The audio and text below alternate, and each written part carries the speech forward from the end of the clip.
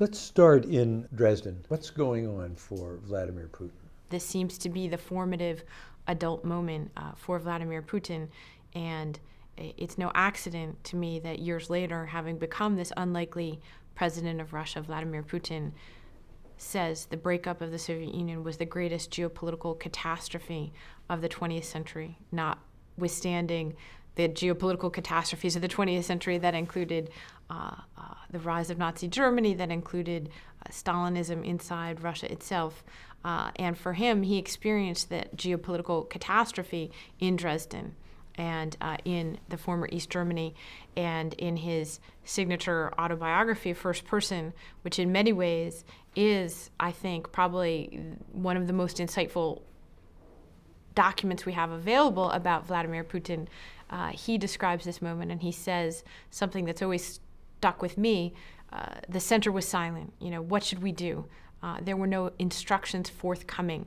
The center, the all-powerful center, which controlled everything, presumably, in the Soviet Union, which told far-flung agents of the KGB what to do, had nothing to say on this most momentous of occasions. And so here they are burning documents in this sort of outpost in East Germany and having no idea what they're supposed to do. And that's the moment when central authority becomes untethered for Vladimir Putin, and it's scary and it's uncertain, and he seems to want to restore the authority of the center forevermore, both for himself personally and clearly as a leader for all Russians. He's looking to restore the center.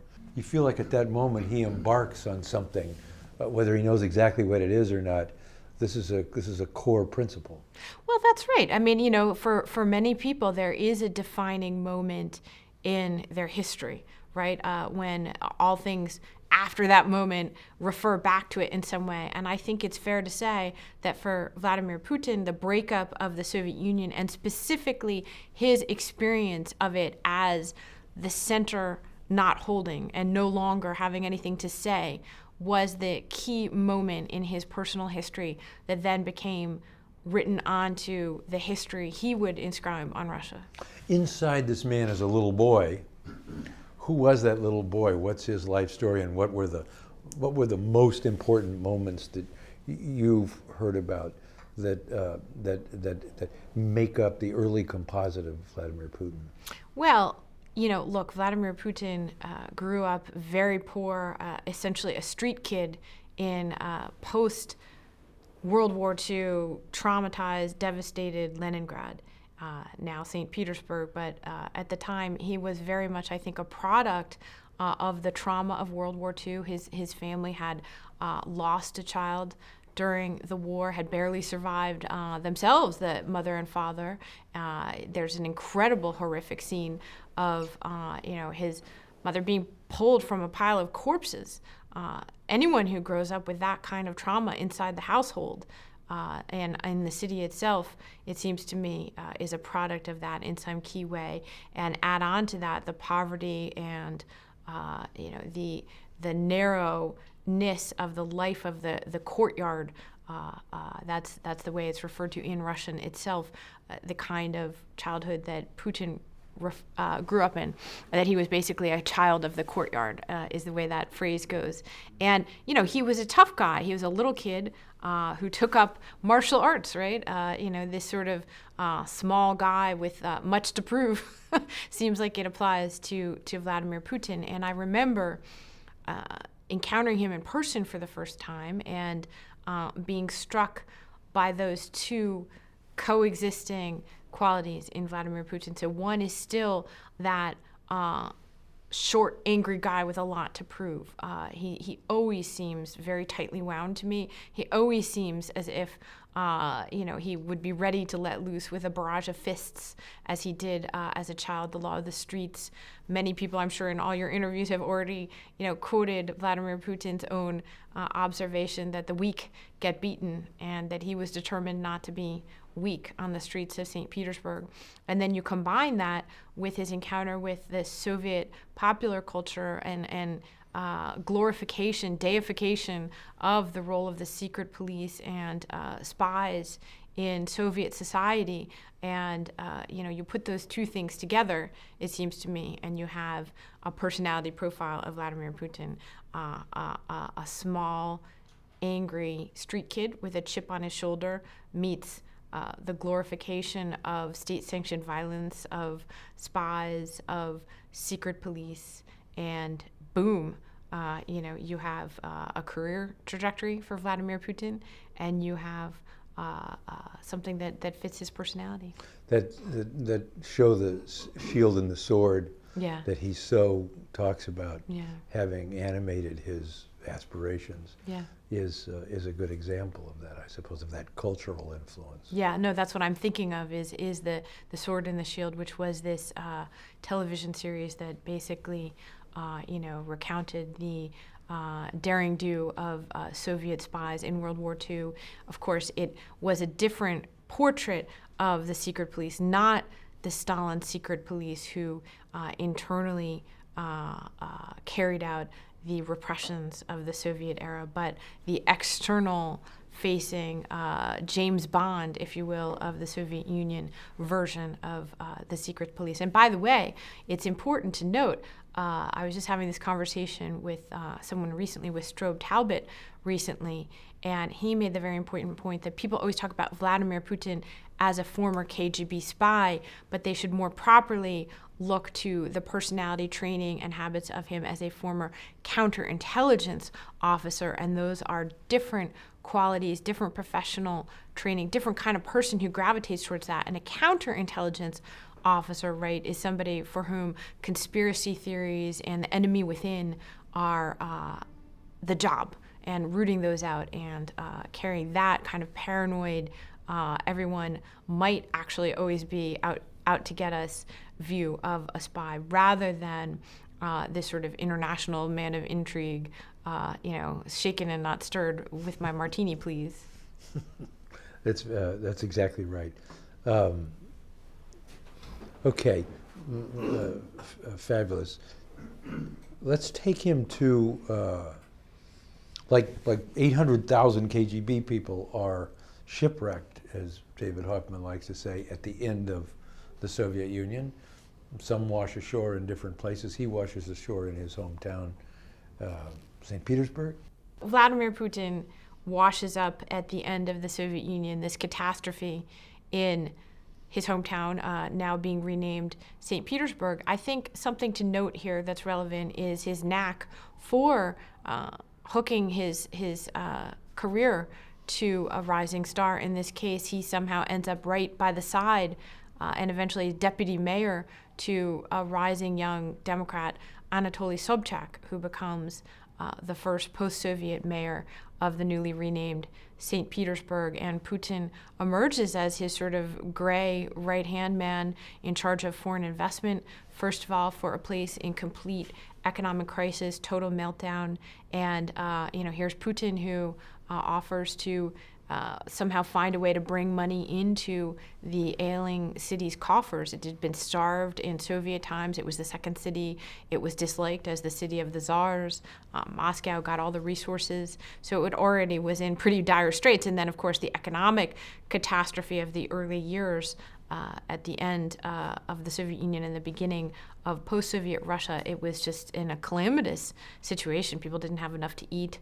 They didn't have jobs or industries that made sense anymore. And so here's Putin in this crucial role somehow of interacting with foreigners who could bring desperately needed dollars and investment into the city. So he has a knack, not heretofore seen, of hooking up with the most powerful man in Russia's second city. That's not exactly obscurity and randomness, right? I mean, this is a pretty important role in a pretty important place for Russia. So I think that's one thing that goes a little bit against the conventional wisdom about Vladimir Putin, number one. Number two, though, is this sense of dislocation. And what does he really believe?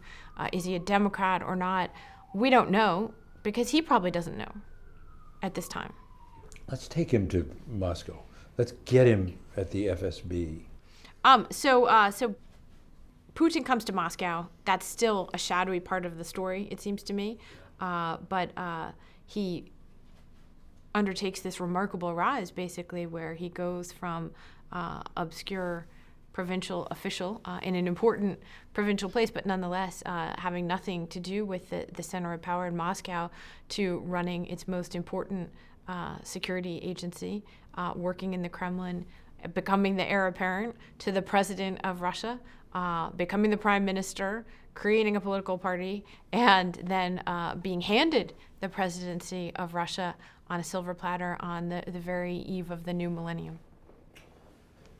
There's a moment that happens, the apartment bombings.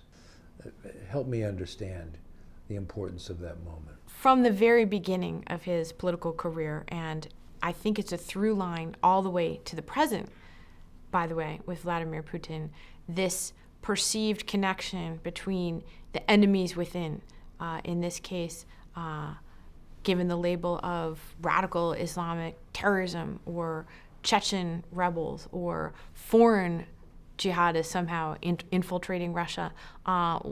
Slight variations in the name, but this enemy within has been a consistent theme that has powered his political rise, that he has turned back to at moments of political trouble from the beginning. And it lies, I think, in this incident in 1999 with these apartment bombings, and then the decision to launch the second war in Chechnya, that you really have the origins of Putin as a public figure, as a politician in his own right. And so his very identity as a political figure in Russia is intertwined from the very beginning with this connection that he's drawn between needing to keep the state safe, needing to keep citizens safe from the enemy within, who he has pretty consistently defined as Islamic terrorism. And by the way, that's also been, in many ways, one of the shaping doctrines of his foreign policy from the beginning, is to say to the West, to say to a series of American presidents,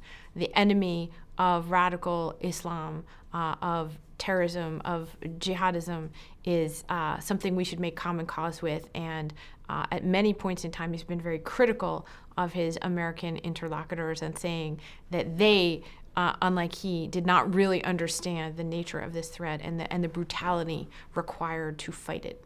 From what you can tell, especially in contrast to Boris Yeltsin, how prepared was he to be president of Russia at the time? You know, when I would travel around Russia and talk to people in the first couple years of Vladimir Putin's presidency, invariably what I encountered were people who were very admiring of Vladimir Putin, and they themselves drew a very explicit contrast between Putin and his predecessor, Boris Yeltsin. They would always tell me he's sober, he's strong, he's normal seeming, he's educated, he speaks a foreign language, he seems like a modern man, he's young. And those were the contrasts that they drew. But what was most amazing was actually it did come down to a simple word: sober. Vladimir Putin replaced a guy who was a drunk as the president of Russia, and that was an enormous asset to Putin. So first let's describe the Russia-America relationship that he inherits.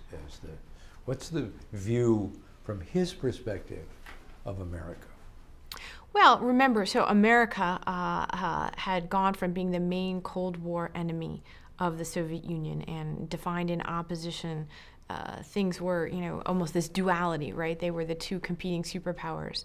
And then the Cold War had ended very abruptly, suddenly. And from the point of view of Russia, with America being a not very gracious victor in this. And while President George H.W. Bush went to some pains and some lengths to try not to, dance on the grave, as it were, inevitably, there was a certain amount of chest beating. And while Americans saw themselves as magnanimous victors and we sent aid and we did this, Russians very much viewed themselves in the 1990s as this sort of humiliated former superpower, and that it was embarrassing to be going through the indignities of serial economic crises, of having to accept American aid in and of itself was seen as humiliating in the 1990s and not something that a great nation like Russia should be forced to accept. And then layer on the geopolitics of it and the fact that there were many people, even within Boris Yeltsin's administration, who wanted Russia not to be subservient to an American way and believed that Russia's national interests remained very different from America's interests in the world. And so already the preconditions were there. But the bottom line was that in the Yeltsin era, America was a partner and a friend of Russia, although there were tensions that erupted. They erupted in the context of an unequal power relationship and of close ties between the Yeltsin presidency and the Yeltsin administration and the American administrations of both Bush and Clinton. When Yeltsin decides to hand the presidency to him, does Yeltsin know what he has there, that who Putin actually is? I realize that there was a deal cut, supposedly, where Putin was going to protect Yeltsin. Well, right, that's the question is like, was it really a very transactional thing in which the paramount consideration was making sure that Yeltsin and his immediate family members would not suffer prosecution? And in fact, Peter and I recently met with someone who played a very significant role in that era, and he told us, this was someone we had not been able to interview for our book about this period when Vladimir Putin mysteriously ascended. But this was someone who had been very close to the Yeltsin circle of power and who said, I've racked my brain many, many times about this ascension, and was there something that could have been done to stop Vladimir Putin? What was the real motivation? It was not my idea. And he recounted going to a meal with Putin at the behest of those who were sponsoring his rise in Yeltsin's inner circle, and in effect, Putin selling himself on the basis of loyalty and saying that he didn't believe in persecuting families for the sins of their fathers and those around him, and that this was compelling to someone who at the time clearly was putting his personal interest over understanding what the long-term implications of bringing in somebody from the security services to run Russia's civilian government would be. It's funny, he shows up in fancy suits and, looks like a modern young leader in the world, and I guess we all buy the optics. We were amazed at how ideological the disputes were around interpreting Vladimir Putin and trying to understand what was the nature of this new figure in the Kremlin, because it never seemed quite so complicated to us. He was very consistent. It always struck me from the very beginning in terms of his views about restoring order to the state. This was rhetoric from the very beginning that he used about the weakness that he found unacceptable in the 1990s under Boris Yeltsin, and his desire also to restore Russia's standing in the world. Those were themes, along with cracking down on this enemy within, along with attacking Islamic terrorism.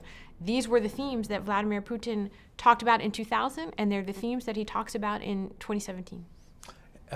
Absolutely. And the first signs, a lot of people say, well, when he started to take over the television, what was the first sign for you? Well, so we arrived, basically when Vladimir Putin was elected president of Russia, and early on there were little indicators right from the very beginning, not only in his rhetoric and presentation, but he did things like bring back the former Soviet anthem. It was very embarrassing to Russians in the 1990s that they didn't have an anthem to be played when the Olympics were happening. And they had been at an impasse, really, over what was the post-Soviet identity of Russia. And in fact, actually, Boris Yeltsin even set up a commission whose job it was going to be to determine what was the post-Soviet identity, what were the symbols of the new Russia.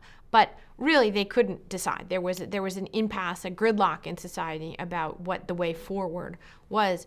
Vladimir Putin came in and said, well, this is unacceptable. You know, a great nation has to have its own symbol. So, okay, fine, we're gonna have our anthem back because it recalled the glories of the Soviet state. Remember, you know, this was a state-sponsored athletics program. They were getting so many medals. That was part of their Cold War competition with America. Fine, we'll change the words a little bit if that's unacceptable, but we're going to bring it back. And I remember this was a big debate when we arrived. Well, what did it mean? And was it really sinister or was it really just fine?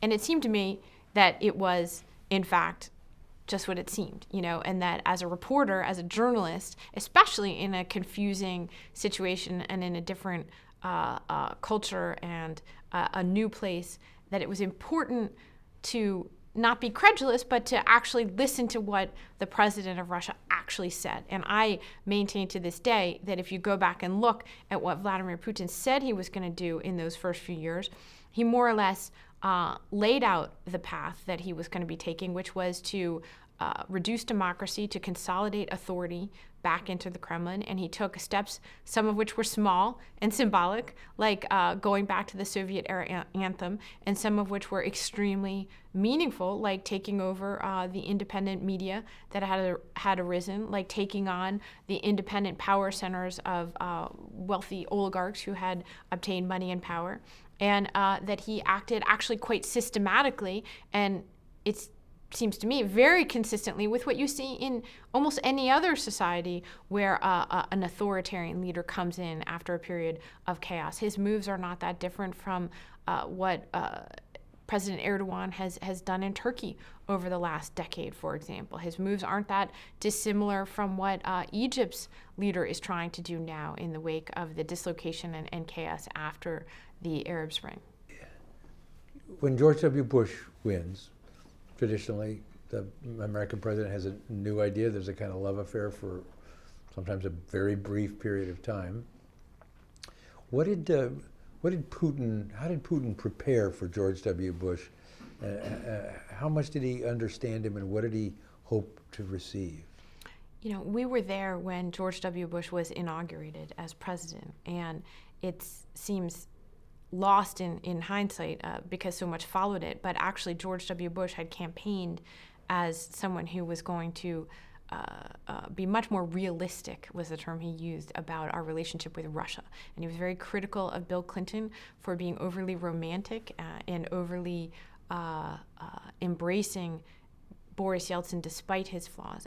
And Bush came in, aided by Condoleezza Rice and other Soviet hawk veterans of his father's administration. Bush came in and he said, well, no, we're not going to take that approach. We're not going to personalize our relationship so much. We're just going to be much more cold-eyed and talk about American national interests and Russian interests and where we can do business together. So obviously that would become something that his successors would also struggle with. So Bush comes in and he says we're going to be more realistic. On the Russian side, there was an attitude about American politics inherited from the Cold War and the sort of American experts of the Soviet era who believed that Republicans, rather than Democrats, were better for Russia. And I think they had this view maybe from Henry Kissinger and Richard Nixon and their policy of détente. So that was the conventional wisdom when we came to Moscow was, okay, this is going to be good for us. And in fact, we're going to get along better with Bush than we did with Clinton, even though Bush, meanwhile, is back here in Washington criticizing Clinton for being too close to the Russians.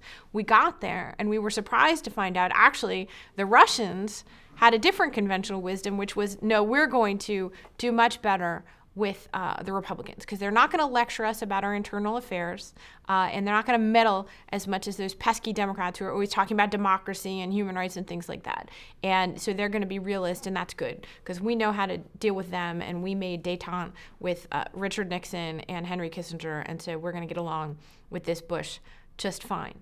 And in fact, one of the first people that my husband and I went to interview when we landed as correspondents in Moscow was Mikhail Gorbachev, the last leader of the Soviet Union. And Gorbachev, at this point in time, also reflected this view. Yes, there are questions and concerns already being raised about Vladimir Putin, but we believe that now relations are going to get even better between the United States and Russia as a result of having this change in administrations.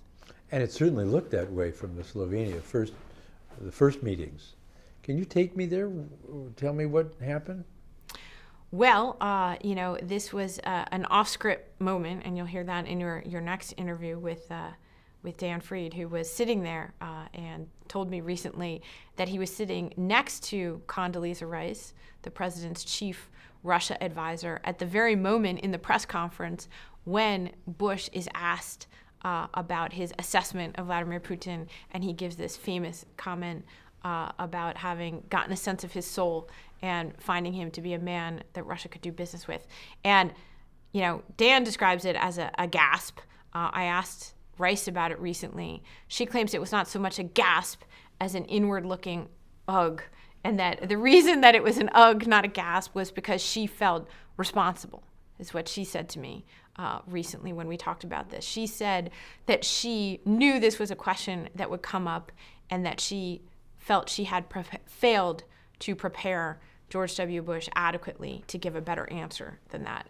But yes, these are smart people, and they understood this was a comment that would be wrapped around Bush's neck, as it was for as long as he was president.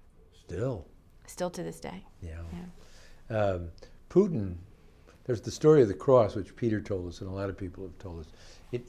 It also feels like both men had been super prepped. This is an area where I believe Putin has sort of changed a little bit, and that he's grown accustomed to wearing the suit. But in his initial years in power, he was insecure. Of course, he was insecure about power. He had come out of nowhere, unheralded, and not in a democratic process where he was tested by the public and shown to be able to handle the challenges thrown at him. So he was insecure. And what did he fall back on? The fact that he was going to be well briefed, that he was going to be a professional intelligence officer. And so to me, that again is the through line between Putin being so eager when he meets Bush to prove that he's well briefed, that he has read the file, that he understands this is a man who's religious, that he's going to find a way to meet him. Same thing when he met Angela Merkel famously and seemed to be playing off of her fear of dogs with his actions. And when he first met American journalists, and I was sitting in the room at the Kremlin, that was one of my main impressions of him after a number of months already of covering Putin. This was the first time that we had actually encountered him directly in person. And I came away and I thought, this is a guy who's spent the last few days memorizing his briefing books. I thought he must have a great memory.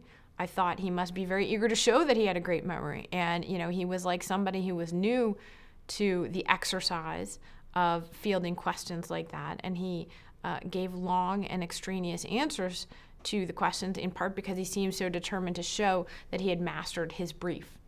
Was that the press conference that goes from 9 to midnight? Yes, exactly. Tell me about that. This is his first meeting with the press? With the American press. Yeah. So this is June, I believe it's June 18th, 2000. I recently went back and looked this up. It's 1 week after the famous meeting with George W. Bush, at which the soul was looked into. And I guess both sides felt at the time, by the way, that it had gone very well.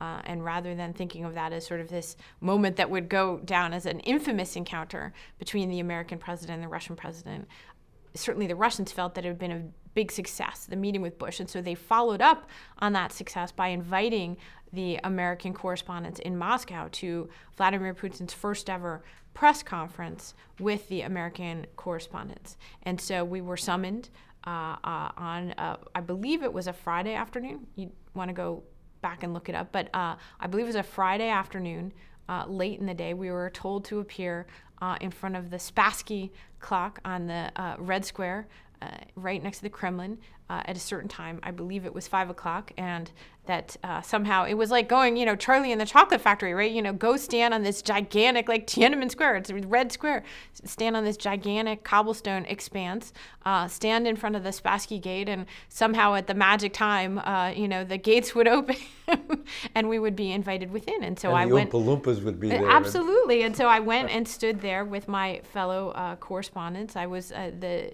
bureau chief along with my husband, of the Washington Post, and there was the New York Times and Time Magazine, and there were more correspondents then, by the way, than there are now, as a result of the dramatic transformation in American journalism that we've seen. So we stood there in front of the Spassky Gate and waited for the appointed hour. We were ushered in. Went through security. We were taken to the wood-paneled Kremlin library, a round circular room, 2 stories tall. And then we waited, and we waited, and we waited. Putin is famously behind schedule on his meetings, kind of Bill Clinton-esque in that sense. And so we waited for what seemed like forever, but was at least a couple hours until Putin showed up. But then when he sat down with us, he seemed to have all the time in the world. And, we went around this circular table and in the order that we were seated at to offer questions, but Putin gave very long answers. He went around the full circle more than once. I think it was twice. And so everybody got to ask their question.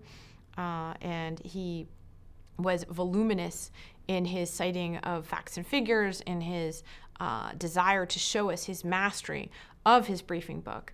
But my correspondents were, the fellow correspondents were a little bit, it was an intimidating setup, right? And we didn't really know very much what to expect.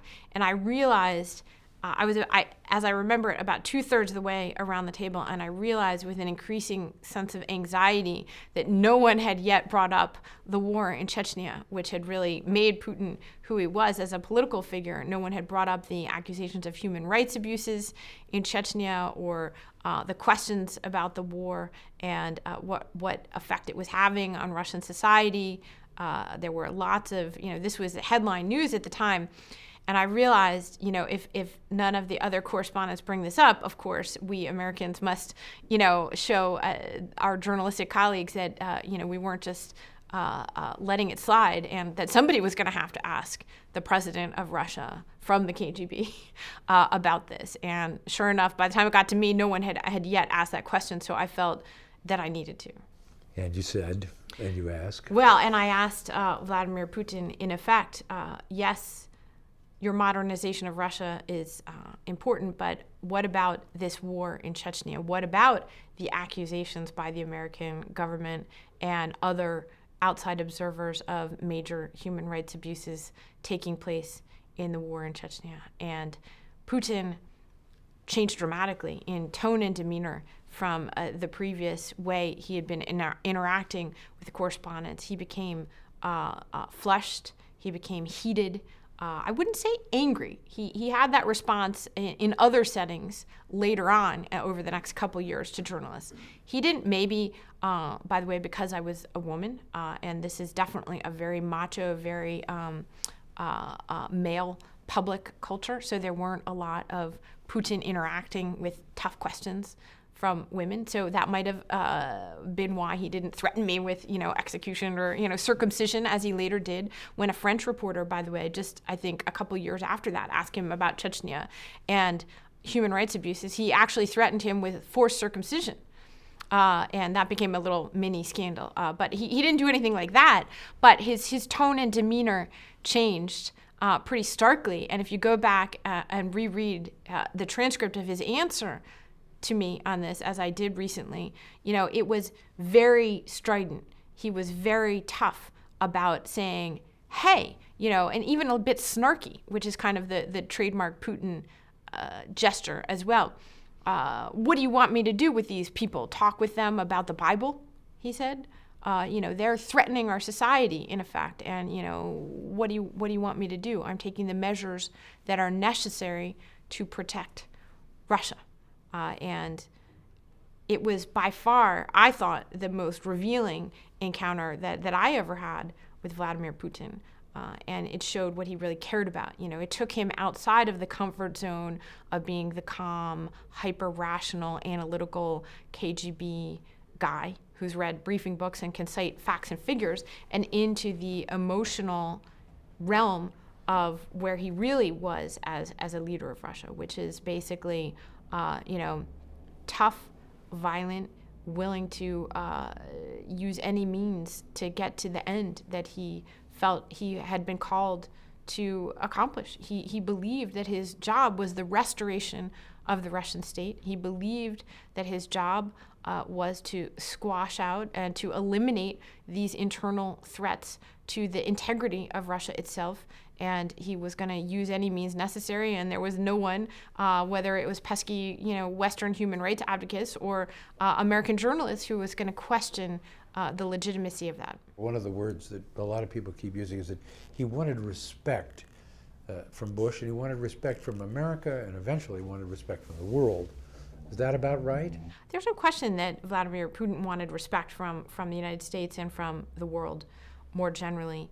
I think that it animated his foreign policy thinking from the very beginning, because he understood at the time, perhaps even better than we did, how limited his possibilities were inside Russia, and how he clearly had a sense of the Russian state as being in a very perilous situation. I imagine that he believed that the once all-powerful Kremlin had far fewer resources and far less power over recalcitrant provinces and institutions of government than he thought when he came into the Kremlin as a newcomer, after all. And so, every day he's looking at the reality in his first year as president of the limits on his power, and seeing the weakness of the Russian state, seeing the weakness of the Russian government, seeing the weakness of the Russian economy, and yet still desiring to maintain this public facade as a power, as a superpower. He calls and reaches Condi Rice on 9/11, offering aid, assistance, consolation, solace, whatever. So certainly by then he thinks he's buying goodwill and a relationship with Bush in some way and the United States. There's also an element, I believe, of "I told you so."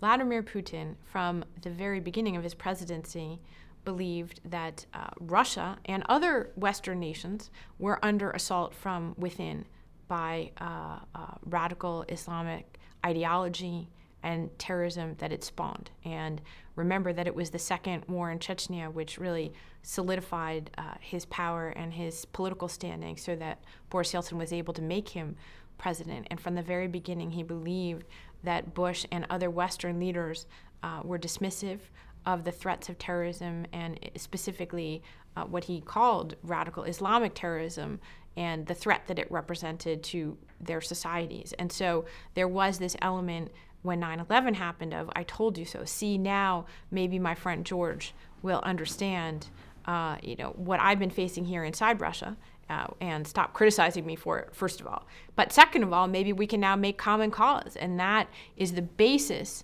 on which Putin believed there could be cooperation between Russia and the United States in the world. It was specifically against this kind of threat. So for him, it wasn't a surprise at all, I think, that he would seize that moment and be very proactive, right? Because he, first of all, had already had this very friendly initial encounter with George W. Bush. So that's one element of it. And then the second element was, and it proves the very point that I've been trying to make, that they weren't really listening to me. So at the time, people were like, wow, that's kind of surprising. Here's Putin. But in a way, it wasn't really a surprise. Although, there was real internal debate and dissension in Russia and in Putin's inner circle about how much of a move toward the United States he should make after September 11th.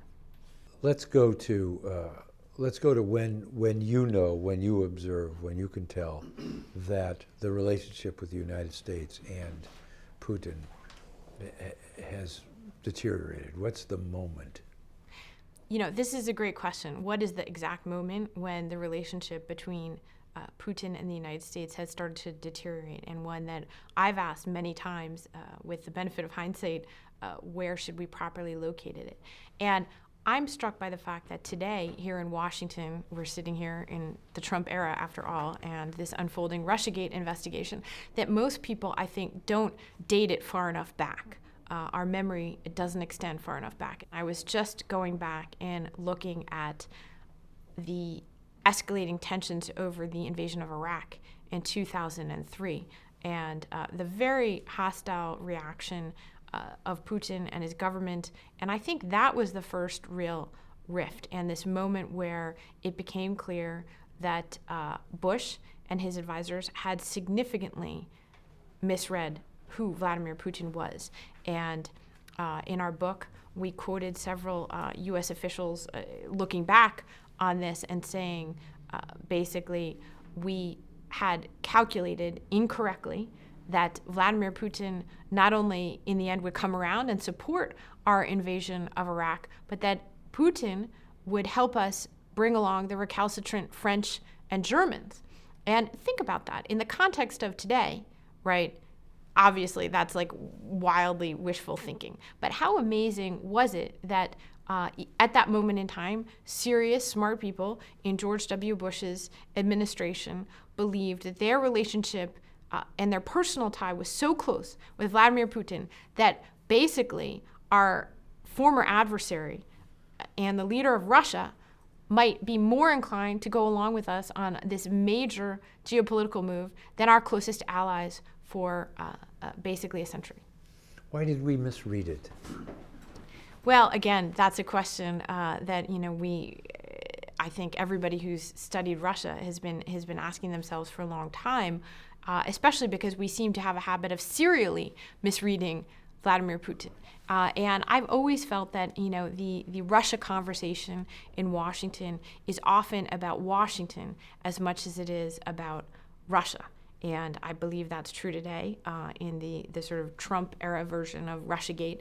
But it certainly was true as well in the early years of Putin coming to power. And that those conversations were often about Washington exigencies as much as they were about Russian realities. And so did Vladimir Putin change so radically from the guy he was in 2001 to the leader that he is today in 2017? I've never believed so. There is a Russian saying that does apply here.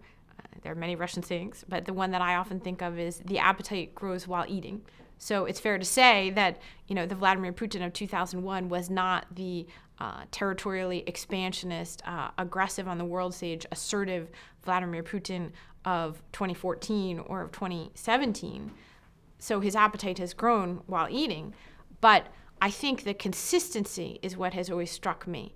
And so that although 3 different presidents in a row have come to power basically saying, well, he's a man we can do business with, and then being disillusioned in various ways, I still think that the misreading had to do a lot with American politics. American presidents come in and usually in their first couple of years, their foreign policy can be described as do the exact opposite of what the other guy did. And so that explains a lot. I also think that there is obviously an opacity to the Russian system and an opaqueness that makes it hard to read at various times exactly what the Kremlin wants to do.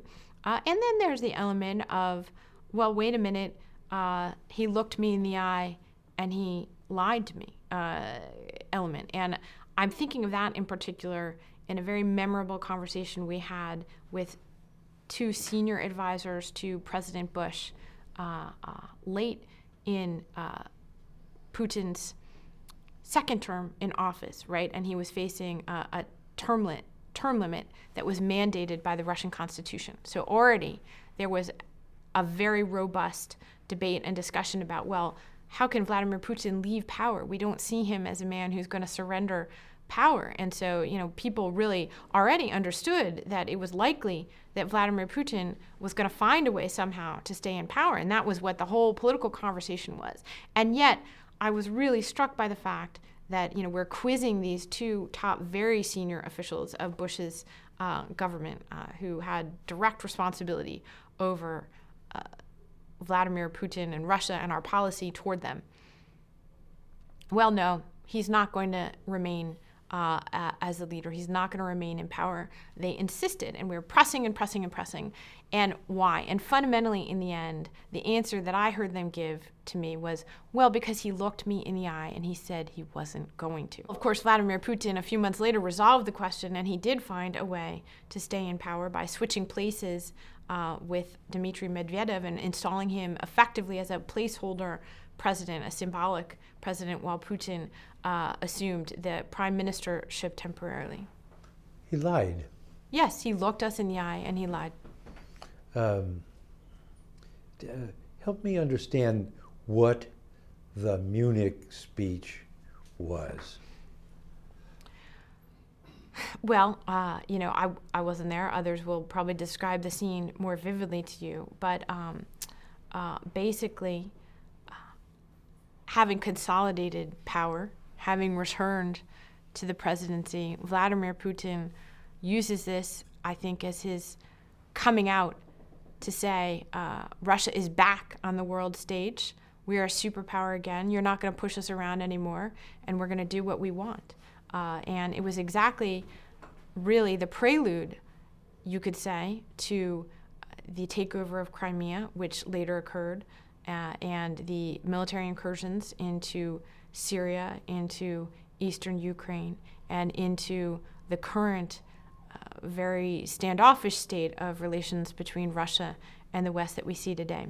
It was around this period that I interviewed Sergei Lavrov, who's Russia's longest-serving foreign minister of the post-Soviet era, and he had very interesting remarks along this theme of the Munich speech as well, which at the time, of course, I didn't understand to be as significant as they later were, because this was right before the invasion of Crimea. And I went to see Sergei Lavrov in his office in Moscow on the 7th floor of this aging Stalin-era skyscraper built to house the foreign ministry, built to mirror also, by the way, American institutions. His office was on the 7th floor because that's where the American Secretary of State's office is. And Sergei Lavrov and Vladimir Putin are absolute believers in what they call the law of proportionality in international relations. If America does something like sanction us or throw out our diplomats, you can be darn sure we're going to do something to respond to that. And so I went to see Lavrov right after, in fact, they had been furious over what they saw as the American intervention in the Russian elections. And this is one of the origins, I think, of Vladimir Putin's particular disdain and even hatred of Hillary Clinton. And he publicly accused her of intervening to topple him from power. And many people believe that this Clinton as Secretary of State and her criticism of Russian elections and whatever support for democracy activists that America had given, that Putin's response to Hillary Clinton then was part of why he seemed determined to make sure that she was not going to become president just a few years later. So it was in this context, the Russians had just decided to ban all American adoption of Russian babies, which had been a very prominent thing. And by the way, classic Russian move to retaliate for some geopolitical measure by arguably punishing, Russian orphans and making sure that they could not come to awful, decadent American homes. And that was part of their view of international relations. But Lavrov sketched out this view of the world, and he said, Russia's back. We're not lying down anymore, and we're going to see ourselves present in parts of the world where we haven't been able to be present in a long time, since the end of the Cold War, because Vladimir Putin has done such a good job of making Russia great again. And the result is that our internal strength means we're now going to be strong on the world stage. He said those words to me. It was only a few months later that Russia surprised the world, and maybe it shouldn't have, by invading Crimea, taking back over what it believed to be rightfully its own, and by pursuing an extremely aggressive and revisionist foreign policy ever since. Let's deal a little bit with the so-called reset. I always felt from the very beginning that, most ordinary Russians have been able to see much more clearly, sometimes than we here in Washington, the nature of the Putin government and power, and who's really in charge. And so I don't think that they were under many illusions that Dmitry Medvedev was going to become this very powerful successor to Vladimir Putin. I think they understood that Putin, remained the power behind the throne. But you could argue that moment in September, I guess, of 2011, there was this United Russia Party conference at which basically Putin and Medvedev shocked everybody by abruptly announcing this return to power of Putin, that he was going to take back the presidency, and Medvedev was out. And it's a classic example of what I would say is something that was both shocking but not surprising. The manner in which they chose to do so seemed to genuinely shock, upset, and offend Russians, or at least the sort of Russian burgeoning middle class in places like Moscow and St. Petersburg that thought things were going to be going a little bit differently in modern Russia. And they were truly offended. And of course, that is what triggered these protests in the street. That is what triggered really the most serious threat to Putin's tenure since he took power 17 years ago. And so, I wouldn't want to dismiss that, because I do think that that was a real phenomenon, and that, Russians, while they understood on some deep level that Putin had retained control of things during the Medvedev years, it still did have the power to shock and to affect events, the manner in which he chose to reassume power. Let's go back a little bit before the street protests in Moscow and talk about Arab Spring and what Putin draws from seeing these popular uprisings, and then take us to Libya and the Libya policy and Medvedev's actions in concert with the president. Well, this is already, we saw in Putin's tenure as president that he was very wary of American interventions in other countries. And he was deeply suspicious of this, of course, because Russia itself, he felt, had been lectured to, patronized, and intervened with in the 1990s when it didn't have the ability to fend off this American influence. And he always was very skeptical of this. In the 2003 invasion of Iraq and the toppling of Saddam Hussein, it was something he spoke out against, and that he felt violated a basic principle, in part because regime survival, in this case his own regime survival, has always been the principal goal of Putin's, as it is the goal of all authoritarians. That is their number one political priority at all times. And so it stands to reason that he would be offended by those who take a different view of their role in the world and in the affairs of other countries. And so that, I think, was the precursor to and setting the stage for this incredible disruption of the Arab Spring, which took everybody by surprise. Barack Obama's decision certainly took Russia by surprise, as it took many people here in Washington that he would so abruptly withdraw support for Hosni Mubarak in Egypt after decades of him being an American client, and a quite faithful one too, at least when it came to the external matters. And, boom, Barack Obama basically told him unceremoniously after a relatively short period of protest in Tahrir Square, your time is up, man, get off the stage. And that was shocking even to many of Obama's own advisors. People like Hillary Clinton were surprised by the manner in which he chose to do that. And so, of course, if Hillary Clinton was surprised by that moment, Vladimir Putin was surprised by that moment. And, then more events continue to unfold. And sort of the high watermark of this Obama administration investment in Dmitry Medvedev arguably came with the Western decision to intervene in Libya and to take the Security Council vote that would allow basically Western air power to support the rebels on the ground. They believed they were doing so on humanitarian grounds. And the Russians ever since have claimed that they were hoodwinked. We have never received a convincing account, it seems to me, as to whether there was a dissension inside the Russian government at the highest levels, whether there was a dispute between Medvedev and Putin, whether Medvedev acted on his own. That remains a very important chapter, I think, for history to uncover.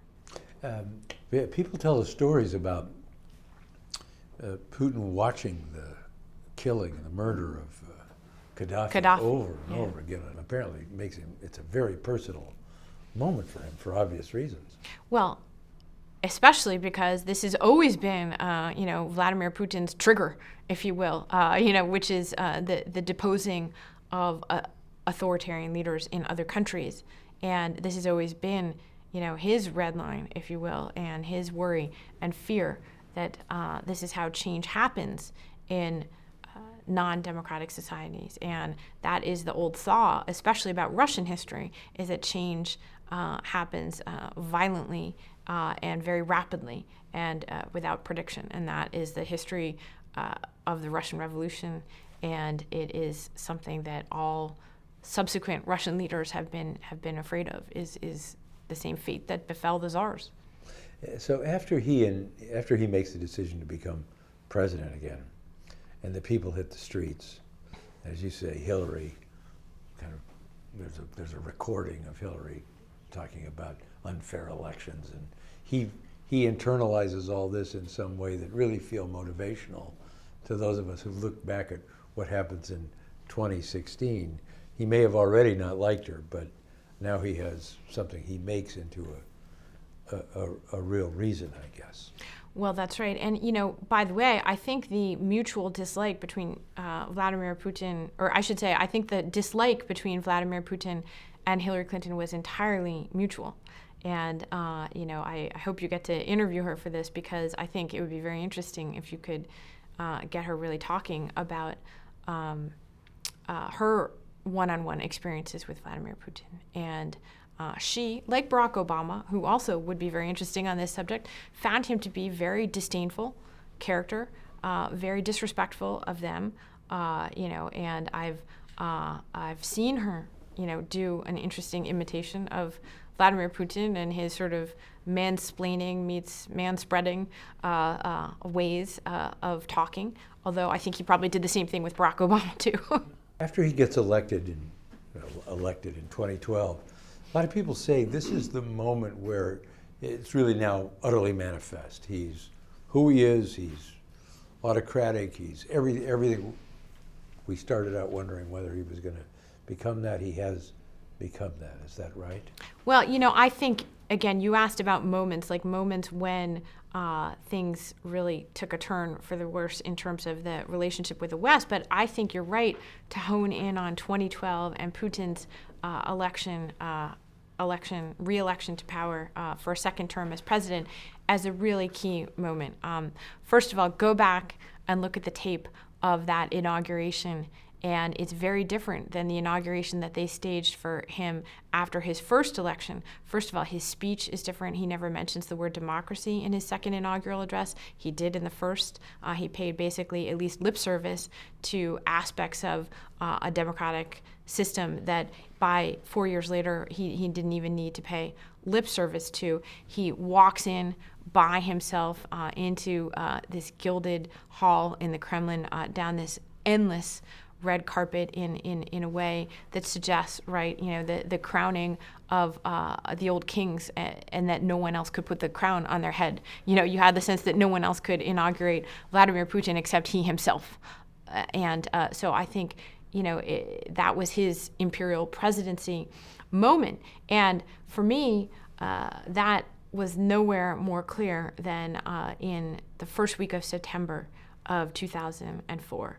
And what happened that week was the Beslan massacre on September 1st. That's the first day of school in Russia every year, and it's a very big moment. And Russian children start school a little bit later than American children, so they're a little older when they do, but it's a really big deal, and their parents take them to school, and they dress up, and they bring things for the teachers. And so in this small town in the Caucasus, right near Chechnya, September 1st comes around, and what happens is this school is taken over by these militants, these Chechen militants, and it's a horrible scene that reflects the theater siege in Moscow of the previous year when 900 people were taken hostage. But now it's children, and it's little children too, and it's their families and their moms and dads and their older brothers. And so this school that's normally meant to only hold a few hundred people is holding, I think, hundreds and hundreds of people, because they were all there for the ceremony. And it turns into this debacle, and literally the Russians storm it. There's a firefight. There's bombs go off, and the end result is corpses of little children stacked like firewood in the morgue which was a horrible incident in and of itself. But the point about Putin that I found always to be the most resonant is not only did he once again respond with this enormous force to this horrific incident, as he had previously done, because he doesn't feel accountable to saving lives. He feels accountable to defeating the enemy using whatever means necessary. He flies down. He says nothing during the days that this siege is unfolding. And in fact, even at least initially, Russian state TV, which he's now taken over as part of his consolidation of power, initially is basically completely Soviet, shows a movie, and doesn't cut into this horrible incident, which is obviously a dramatic international piece of news. He flies down in the middle of the night once the siege is over and the people are in the hospital. He visits somebody literally, I think it was like 3 or 4 o'clock in the morning. He makes rounds to the hospital, visits people, and then boom, the next morning he announces, as a result of this horrible terrorist act, which they were then claiming at the time had been done by outside, jihadists, but in fact turned out to be people from Chechnya and inside of Russia. As a result of this horrible terrorist attack, I'm canceling elections for governor all across Russia. So his pretext was to roll out a long-planned, long-discussed move of canceling democratic elections for governor thousands of miles away in Siberia because there had been a terrorist attack here in the Caucasus. And to me, it was deeply cynical and deeply revealing about who is Vladimir Putin now that he feels confident and he feels that he's consolidated power enough to take these moves that he didn't make in his first term. He's not a surprise, though, is he? You can almost predict what he's going to do in the moment of a crisis, and maybe he wants you to be able to do that. Well, that's exactly right. I don't think that he is a surprise. I don't think that he's unpredictable. I don't think that he is an emotional, some people will say, well, he was a surprise if you look at the invasion of Crimea, for example, and that he did seem to go off on a hair trigger because of the essentially what he viewed as the illegitimate revolution in Ukraine.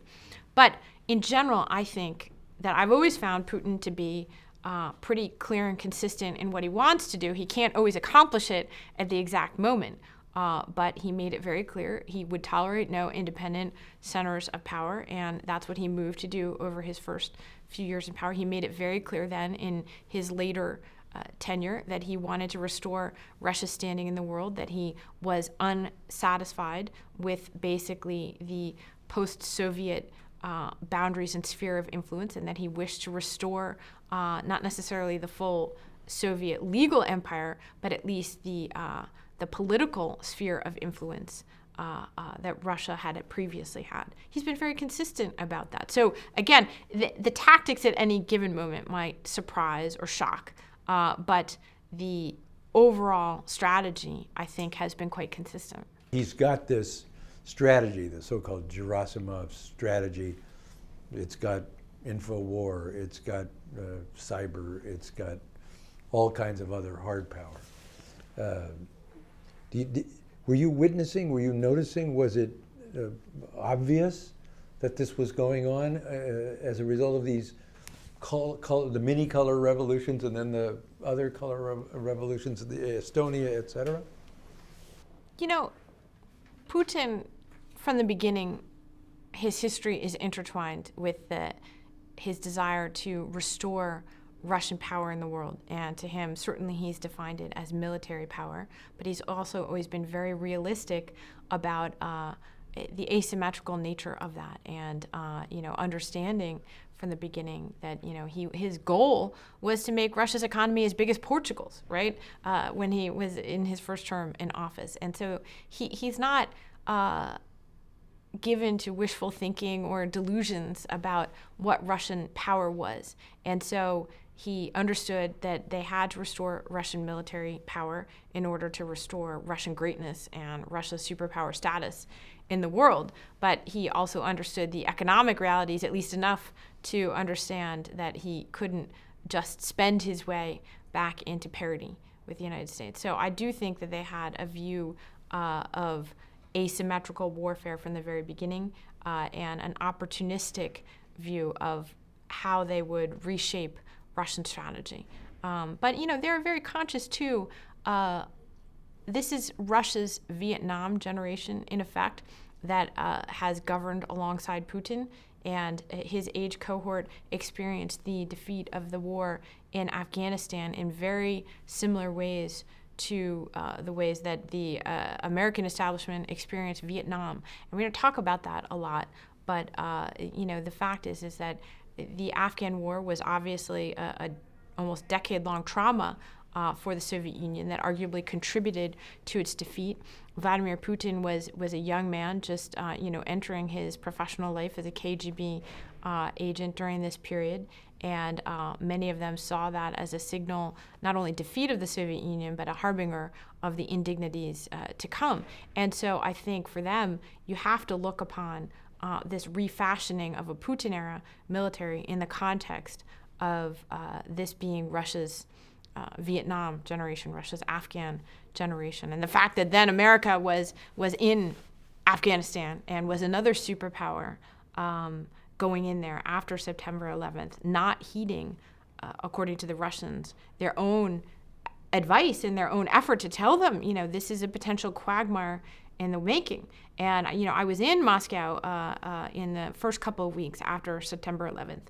And I went around and I talked with Soviet-era generals who I could find who had been in Afghanistan, including Boris Gromov, who at the time was the governor of the Moscow region, but had been the Soviet commanding general at the time that Gorbachev pulled the troops out of Afghanistan. And there's a very famous picture of Gromov walking across the Friendship Bridge, it was called, from Afghanistan back into Uzbekistan, and with his son, who I believe was an enlisted man in the military, and he decided to personally lead the retreat out of Afghanistan, and so he's walking across the bridge. It's a very famous moment. So I went to see him. It must have been like September 20th, 2001. And it was fascinating. He basically said to me, the Americans are going to go in and they're going to make these mistakes and they're never going to be able to get out. And here we are in 2017, and America is not gotten out. And I often think about that. We find ourselves heading into Sochi. What was the meaning of Sochi to Vladimir Putin? Sochi was a huge moment for Vladimir Putin, and it was meant to be his validation and crowning moment of acceptance on the world stage as sort of the new Russian Tsar. And literally billions and billions of dollars were spent on this. Sochi itself is very personally resonant for Putin. It's one of his favored destinations, and it was, again, very much, I think, Putin was personally identified with those Sochi Winter Olympics. And in the midst, it's just wonderful, in the midst of this show, inviting everybody, this other really fundamental, almost existential thing is starting to break out in Ukraine. How does he handle it?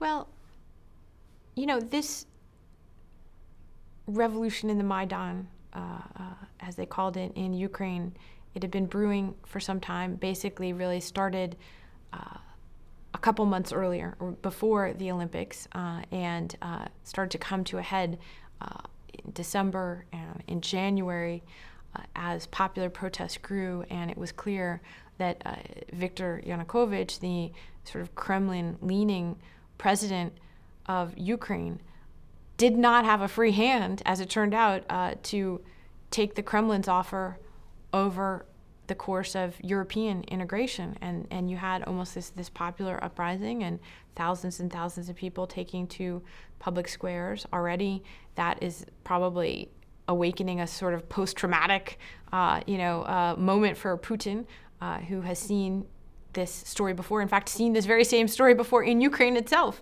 several years earlier in the Orange Revolution. And so, they clearly understood that it was a threat, and it was particularly a challenge, right, to Putin at this moment that he's the new czar, and that he had decided, we've consolidated power at home, now we're going to consolidate and be more active in the world again, right? Putin has already said this publicly. Sergei Lavrov has said this to me, that, our intention now is to be much more present in the rest of the world as a result of our success at making Russia great again internally. And so one of the things that they were going to do was to create this new sort of Eurasia Union that somehow would compete with the European Union, and that Putin would be at the head of this, and saw this as a way, I don't know how much sovereignty he saw as being part of that, but saw it as a way of basically reintegrating Ukraine and potentially Belarus and Russia into this powerful unit that he believed had been wrongly broken up by the end of the Cold War. And so this was a direct threat to that. And then when it also became about toppling another leader, well, those two things together, were obviously designed to make Putin maximally furious. The world reaction, I gather, you can clean this up for us, is a surprise to him. Did he know that taking Crimea and little green men and all of that was going to be viewed as a no-no? That's an interesting question. I don't know, obviously, what's in Putin's head. There'd be better people to answer that. My own take, for what it's worth, is that, sure, he knew. He didn't care. This is a fundamental issue for Vladimir Putin, and he's never let world reaction stop him before. If anything, he may have thought that this would be akin to what happened in 2008 when he did send troops into Georgia, and Westerners complained. They intervened with him and frantically negotiated in order to get him to stop and not to go ahead and take Tbilisi, which he certainly was capable of doing militarily. But in the end, he didn't see it as having a lasting effect on his ability to project power, and so he may have seen this as being a temporary outrage on the part of the West that would not necessarily interfere with his long-term goals. But in my view, of course, he understood that people were going to be furious. I think he just thought, well, are they going to be furious, but can I get away with it and keep doing what I want to do? And he did. And he did, yeah. There are people we've talked to who argued strongly, Americans in the State Department and the Defense Department, who argued strongly that we should have armed Ukrainians, that we should have protected them, that we should have, if not that, we should have done something. We should have, attacked his banks or something. Let him know America is not going to put up with the invasion of a sovereign country by you, sir. Look, second guessing is an expert sport here in Washington, and it's hard to know, and it's easy to be a journalist. We get to criticize on the outside. We don't have to decide what to do. But I will say that I remember very vividly the debates here in Washington around that moment of time, and the phrase that I remember that I found very frustrating then, and obviously it was wishful thinking, was off-ramps. We've got to give Putin some off-ramps. Our policy is about giving him off-ramps, okay? De-escalating the crisis by giving him a way out of it that's face-saving.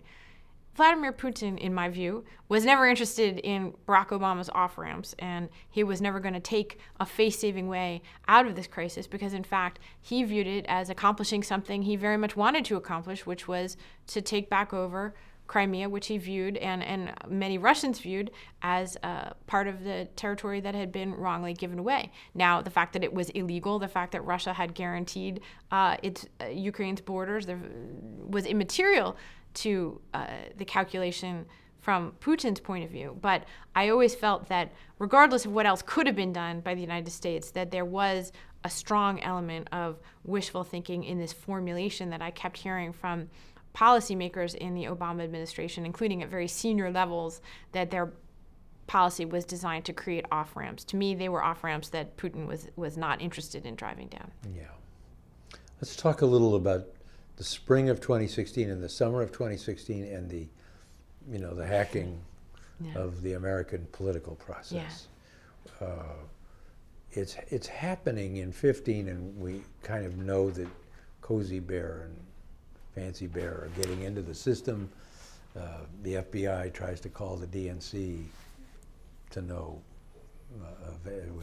they can't get through or whatever it is. All that happens, and in the process, many of us who first hear about it then say, "Why is Russia here doing this? Of all the things they could do, might do, or that we need to fear, why this? Why then?" You know, I think that by then we already saw it as part of the playbook of the Kremlin. And those who paid attention to Russia had noticed, of course, that Russia was already doing this with its neighbors in Europe and was running these plays of intervention with varying degrees of success in many of the still fragile emerging democracies of Eastern and Central Europe.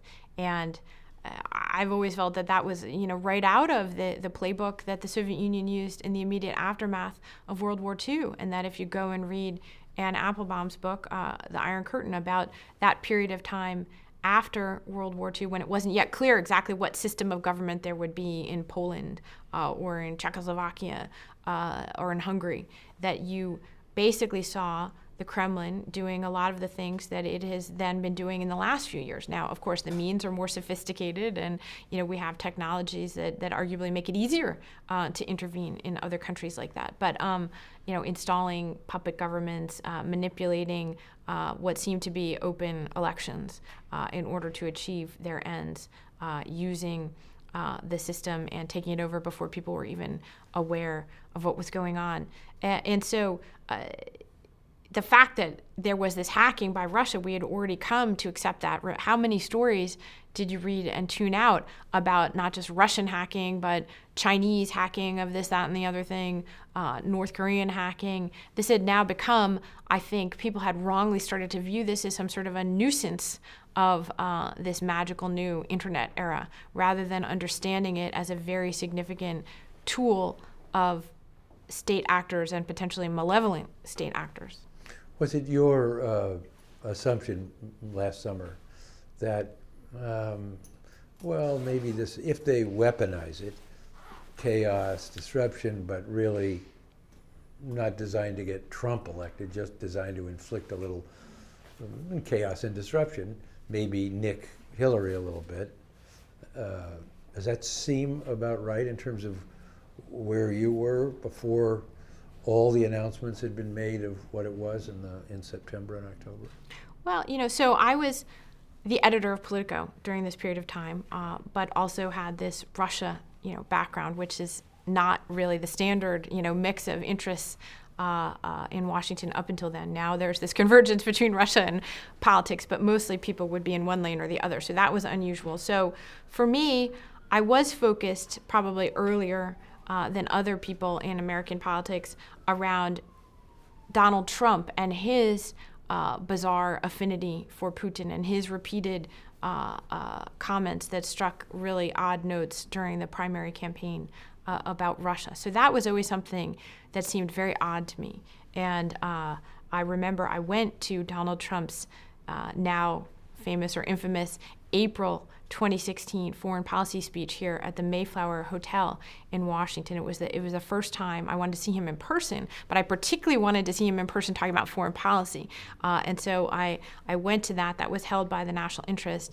And I was struck at the time noticing Ambassador Kislyak, the Russian ambassador, sitting in the front row. He's someone I had known back in Moscow. He was the deputy foreign minister when Peter and I were in Moscow as correspondents, and his portfolio as deputy foreign minister at the time was overseeing kind of the United States and sort of the Western alliance. So in fact, we were familiar with him. He was not seen at that time, by the way, as a particular hardliner of any sort. And so when he came here to Washington as the ambassador, we met him then right away. And in fact, we met him at a dinner, a welcome dinner that I remember vividly, at the home of Dimitri Simes, who is the head of the Center for National Interest and was the host for Donald Trump's foreign policy speech. So I was very aware in a way that probably a lot of the other people weren't, just because of our background in Russia, that always seemed really weird to me. And then that was reinforced by seeing Kislyak sitting there. That's not the normal kind of event, by the way, where you would have a lot of foreign dignitaries attending. I think there was one or two other ambassadors who did come to that event. But to me, I saw that as part of this interesting nexus that I already knew was forming between Donald Trump and his campaign and the Russian ambassador and the Center for National Interest, whose head, Dmitry Simes, was long perceived to be very close to the Russians. Why does Trump like Putin? What does he see? You know, I asked Bob Corker that, who's the chairman of the Senate Foreign Relations Committee, after he was interviewed by Trump for Secretary of State, a job he did not get, by the way, because he told me he disagreed with Donald Trump about every single issue in the world except for one. He wouldn't tell me what the one issue was. But he came away from those interactions with Trump believing that no matter how much they denied it, it really was an affinity for a strongman and an admiration for that. And I think that that is as good of an explanation as I've gotten from people who've directly talked with Donald Trump about Vladimir Putin. Trump, when the Russia connection is first articulated, he says something pretty outrageous about it. Do you remember? About the FBI, he wishes the FBI or somebody, the investigating agencies would investigate or get right. the No, records because he's asked about Putin before that, and that's when he says that he was a better leader than Barack Obama, which, by the way, putting aside this investigation stuff, let's stop for a minute and remember it's a pretty shocking thing when a Republican presidential candidate, who then becomes the front-running presidential candidate, says the authoritarian leader of Russia is a better leader than Barack Obama, the two-term president of the United States. And that was already head-popping. Now we're in the realm of conspiracies and investigations and things like that now. And so I think some of the shock of that as a substantive point of view to be expressed in American politics, regardless of hacking or any nefarious plot, is a pretty shocking thing to say. And of course, that's one of the things about the Trump era, right, is that it's devalued the shock property of things that otherwise should be shocking in American politics. So he had already said, I believe, that Vladimir Putin was a better leader than Barack Obama. And then he does this amazing thing, and he basically seems to invite Putin and his people to intervene some more in the American election. And hey, you know, this DNC hack has occurred. You know, can you get me some more emails, please? It raises a question, August, September, why the Obama administration didn't at least tell us more. I understand that the intelligence agencies were also being a little coy about what they knew and what they didn't know, apparently. And why we didn't counterattack in some way, whether we knew about it or not, as the American people. What do you hear when you talk to people about this? Well, I'm glad you're honing in on that question. I also have felt for a while that this is a really significant, and we don't know the facts yet, it seems to me, that they've only given us a partial explanation. What I think we can say is that in that period of the summer of 2016, July, August, September, there was a robust internal debate in the Obama administration at the highest levels over what had happened, what was done by the Russians, what the motivation of it was, how serious of a threat it was, and a real genuine fight and genuine disagreement over both how aggressively to respond to the Russians in private and then in public, whether they should go public with a more detailed accounting of this hacking. And so the record is clear that they were fighting over this. It wasn't just like everybody agreed with the policy that they came up with, which was basically to kind of try to minimize it until forced to acknowledge it publicly and attribute it on October 7th. They were clearly fighting over it, and Clinton's backers were strongly pushing them, both inside the administration and out, but so were Russia policy people. And I believe, Victoria Nuland and Celeste Wallander were advocating for a stronger response and that felt that this was a major move on the part of the Russians, and that the Obama administration, for what seemed to be political reasons, was not inclined to do more. And it seems like Susan Rice, the national security advisor, was on the opposite side, and on the side of people who did not want to more aggressively and publicly do something about it. Now, there are very real political calculations towards that decision as well. And ultimately, the Obama administration could have really backfired had they spoken out more publicly about this hacking. And so I don't mean to minimize that, but just to characterize what we didn't understand at the time, which was that there was clearly a major internal debate in the Obama White House over how to respond to this. When Trump wins, right away, as we know, based on investigations and other things we're about to know, I hope, a lot of back channels are trying to be set up, a lot of phone calls, a lot of interactions. Flynn, of course, is in the middle of it. Kushner is in the middle of it. Others, Sessions is maybe in the middle of it.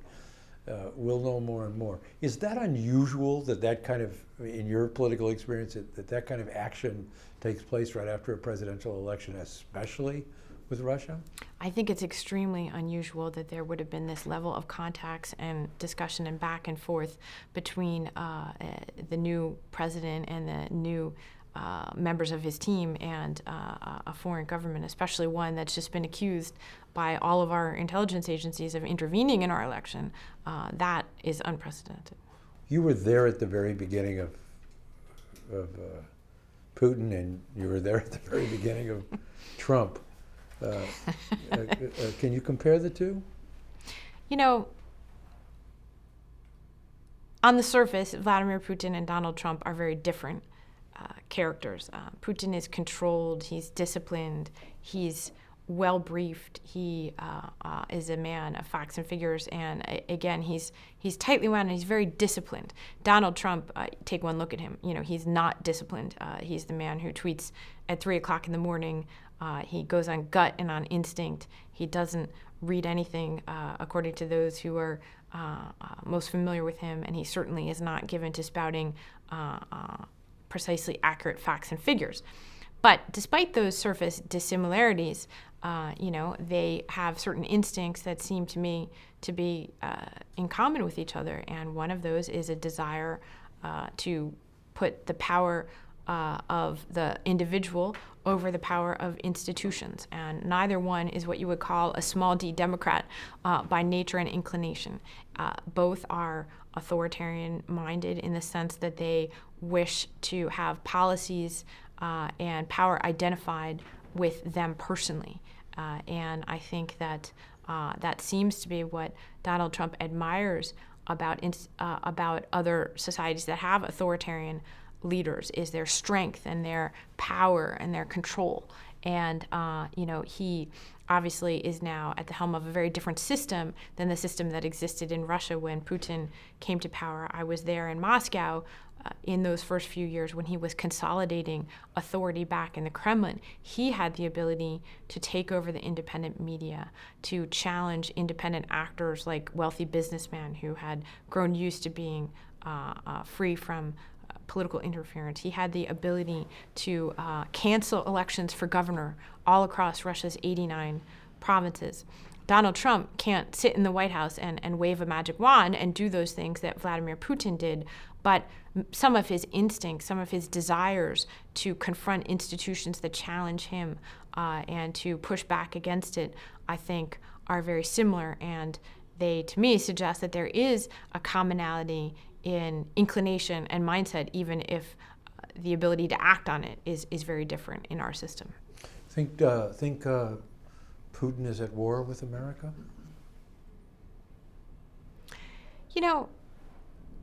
I think Putin's goal remains what it has been from the very beginning, which is to enhance the greatness and power of the Russian state however he can. And that is often, not just in Putin's time, been defined in opposition to the United States. But it's not so much about conflict, I think, to me, as his definition of winning, right? What is the other guy, what's your opponent view as winning?